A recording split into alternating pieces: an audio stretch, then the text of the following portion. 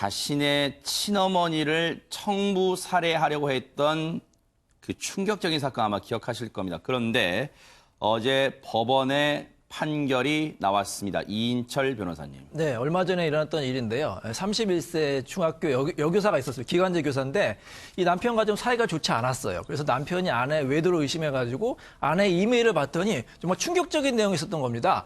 아내가 어떤 그 남자 그 신부름 업체에다가 이메일을 보냈는데 어떤 사람을 죽여달라. 그 어떤 사람이 바로 본인의 친모였어요. 그렇죠. 친모를 살해하려고 의뢰를 한 거예요. 그래서 네. 이 남편이 깜짝 놀라서 이 경찰에 신고를 했는데 네. 나중에 알고 보니까 이 교사가 자신의 어머니를 청부 살해를 의뢰했던 거예요. 6,500만 원까지 보냈거든요. 어허. 근데 이제 그 살인은 이제 실행이 되지 않았고 이제 예비에 그쳤습니다. 네. 그래서 이제 검찰은 이 여성에 대해서 이제 존속살해 예비죄로 기소를 했고요. 네. 법원이 이제 징역 2년을 선고한 그런 네. 사건이었습니다. 당시에 이 사건이 많은 충격을 줬던 게 실제로 6,500만 원이라는 거액이 그 심부름센터 직원에게 전달이 됐고 최단비 변호사님이 그뿐만 아니라 자신의 친어머니 관련 개인 정보까지 넘겼다면서요. 이 청부 살인을 의뢰하면서 보낸 이메일의 내용이 정말 충격적입니다. 이메일의 내용을 안에 보면 네.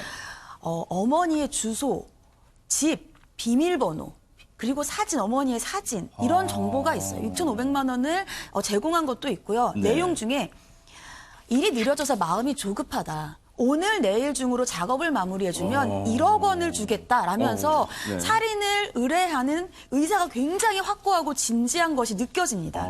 여기에다가 네. 정보 같은 경우가 자택의 주소뿐만이 아니라 현관문 비밀번호까지 있다는 것 자체가 그 의뢰가 얼마나 구체적이고 적극적인지를 드러내는 증거입니다. 네. 지금 보시면요. 구체적으로 이건 이메일 내용입니다. 엄마 혼자 살고 있으니까 참 이런 말씀 송구합니다만 작업이 훨씬 수월할 거예요라고 심부름센터 직원과 나눈 이메일 내용이 고스란히 재판 과정에서 드러나기도 했어요. 그런데 김윤희 프로파일러님, 네. 이 딸이란 사람은요 재판 과정에서 단순 호기심이었다고 지금 이런 석연치 않은 이해되지 않는 말을 하고 있습니다 지금. 네, 재판부도 그래서 받아들이지 않았고요. 아하. 그래서 청부살인 의뢰 의사가 진지하고 확고하다고 했습니다. 네. 보시면요, 청부살해 의뢰를 합니다. 호기심이었는데 행동으로 해서 의뢰를 하게 됩니다. 아. 그리고 2차 행위로 정보에 대한 제공을 해주고 있습니다. 네. 주소라든지. 그리고 나서 1억 원을 더 주겠다, 아니면 내 마음이 급해진다라는 재촉 행위가 있습니다. 아하. 여러 행위들이 있기 때문에 이것은 단순히 호기심으로 판단할 수는 없습니다. 그런데요, 사실 이 재판에서요, 여러분 김동성 씨 아실 거예요. 이 사건이 애초에 불거졌을 때 김동성 씨의 이름도 언급이 됐었는데, 그런데 최단비 변호사님, 재판 과정에서 김동성 씨 관련 얘기가 나왔다면서요? 예, 김동성 씨는 예전에 한 인터뷰에서 이 피의자와 본인은 사귀는 사이가 아니다 이렇게 주장을 그랬었죠. 했어요. 네네. 근데 재판부의 판결문은 김동성 씨의 주장과는 달랐습니다. 왜요? 재판부의 판결문은 이 청부를 의뢰할 당시에 내연남과 동거하면서 외제차 등의 선물을 막대한 돈을 쓰며 선물을 했다. 어허. 그리고 범행을 의뢰할 무렵에 그러니까 즉 딸은 내연남과 동거 중이었다는 것이죠. 네. 그리고 이 청부를 의뢰하는 이메일을 보낸 장소가 네. 내연남의 오피스텔이었어요. 거기에다가 이 범행을 시도했던 목적이 단순히 어머니와의 갈등뿐이 아니라 이때가 바로 이 내연남과 살려고 했던 이 집, 동거했던 이 집이 전세 계약이 만료가 되는 것이었고 전세금 16억 원이 필요했습니다. 그래서 결국은 이 범행의 목적이 단순히 어머니와의 갈등뿐만이 아니라 어머니의 재산을 상속받으려는 의도도 포함되어 있다라고 법원은 그 판결문에서 이렇게 판단을 내렸습니다. 그런데 여러분 뉴스파이터에서도 이 사건 전해드리면서 김동성 씨의 입장도 저희가 전해드린 기억이 있는데요. 과연 그때 김동성 씨가 뭐라고 했는지, 이 여성과의 관계에 대해서 뭐라고 했는지 다시 한번 들어보시고 이어가 보도록 하겠습니다. 금전적으로 다가왔어요.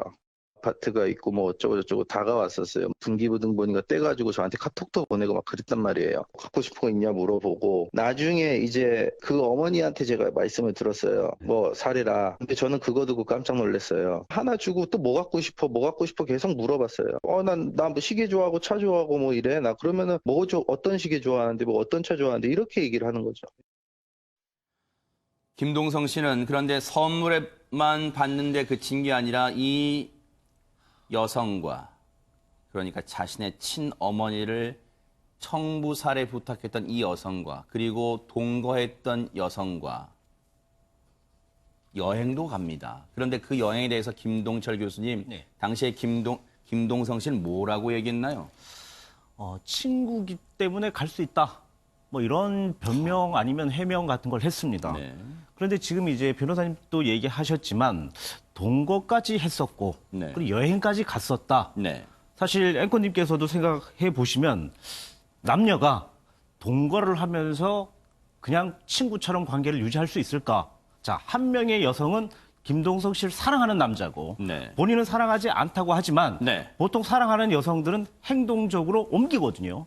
자, 이런 부분들을 서로가 참아가면서 동거랑 여행을 할 수 있을까? 이런 게 제 개인적인 네. 생각이고요. 네. 자, 이런 부분들은 사실은 맞지는 않습니다. 그렇기 때문에 제 개인적으로는 사실 김동성 씨가 해명이 네. 정말 거짓말이거나 네. 아니면 잘못된 판단을 하고 있다. 네. 이렇게 생각할 수가 있겠습니다. 지금 지금 저 앞서 김동성 씨의 그 여성 관련 발언 보셨죠? 다시 한번 보여드릴게요. 친구와 충분히 여행을 갈 수 있다고 생각해요. 당시에 저랑 그 여성분, 즉 해당 여교사 모두 이혼하지 않은 상태예요. 김유희 프로파일러. 이게 앞뒤가 이거 어떻게 되는 거예요, 이게?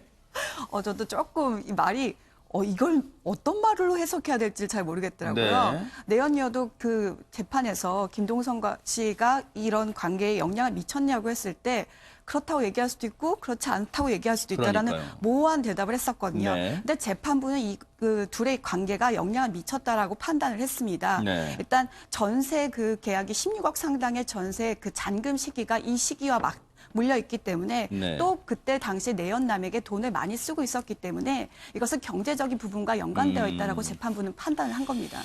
하하. 이인철 변호사님께 한번 여쭤볼게요. 김동성 씨는 그러니까 줄곧 그런 인터뷰 통해서 그런 얘기를 해왔어요. 자신은 이번 사건과는 관련이 없다는 점을 계속해서 강조해왔고 그 여성과 알고 지낸 사이는 맞다. 여행까지 가는 것도 맞다고 했어요. 그런데 앞서도 말씀드렸지만 글쎄요. 사고방식이 탁 튀었다고 말해야 되는 거예요. 둘이 그냥 친구래요. 여행 갈 수 있는 거 아니에요? 하지만 둘 다 이혼 안 한 상태에서 이거 어떻게 받아야 될까요, 진짜? 글쎄요, 그 여자 교사가 만약에 이런 김동성 씨의 말을 들으면 더 화가 났을 거예요. 본인의 그런 좋아하는 감정을 이용한 거 아닙니까? 본인은 정말 좋아해가지고 5억 5천만 원 5천만 원 상당의 선물 줬는데 남자는 좋아하지 않고 그냥 받기만 했다는 거 아닙니까? 모르겠어요. 뭐 본인이 진짜로 그게 좋아했는지 안 좋아했는지 모르겠지만 어쨌든 검찰에서는 수사는 좀 했던 것 같은데 이 김동성 씨는 이 사건과는 관련이 없다고 봤습니다. 아, 그래요? 왜냐하면은 어떤 공모 관계가 있어야 되거든요. 아. 어머니를 이제 청부 살해하려는 공모 관계에 있어야 되는데 여러 가지 조사했겠죠. 근데 김동성 씨는 아마 이 사건을 모르고 있었던 것 같아요. 그래서 그 부분에 대해서는 이제 처벌은 되지 않았습니다. 네.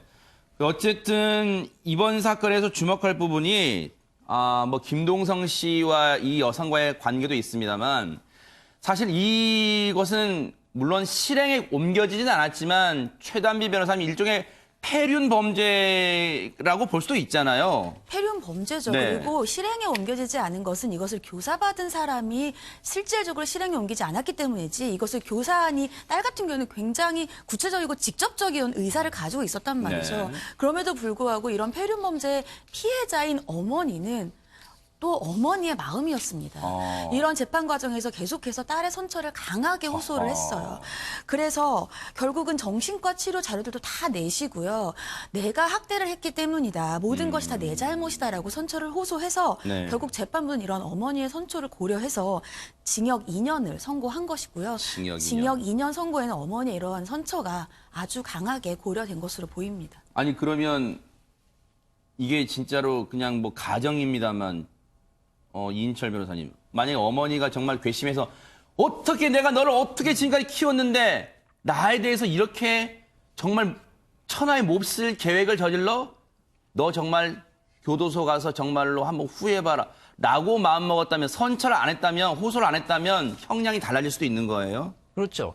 보통 이제 피해자잖아요. 피해자가 법원에 이제 탄원서를 내는 경우가 있어요. 근데 탄원서가 정반대입니다. 하나는 가해자가 정말로 범죄 재질이 나쁘기 때문에 엄하게 처벌해 주세요. 아, 그런 탄원서 있어요? 그런 탄원서를 낼 수도 있고요. 네네. 이번 사건 같이 그래도 가해자를 용서해 주세요. 이렇게 탄원서를 내고 있는데 네. 그래도 어머니 참 모정이 뭔지 네. 자신을 살해하려는 딸을 용서해달라고 법원에 선처를 하는 탄원서를 내지 않았습니까? 네. 그래서 법원이 이제 징역 2년 선고를 내렸는데요. 네. 정말 이 딸은 어머님한테 평생 효도해야 될 것 같고 네. 만약에 어머니로부터 이제 재산을 나중에 크게 이제 큰 재산이 좀 있었던 것 같은데 재산을 상속받을 수가 있을까요? 상속받을 수 없어요. 법적으로 자기의 직계 존속을 살해하려고 시도한 자는 우리 민법상 상속권이 박탈되거든요. 아, 그래요? 그러니까 이 딸은 어머니 재산 상속받을 생각하지 말고 평생 속죄하면서 살아야 될 것 그러니까요. 같습니다.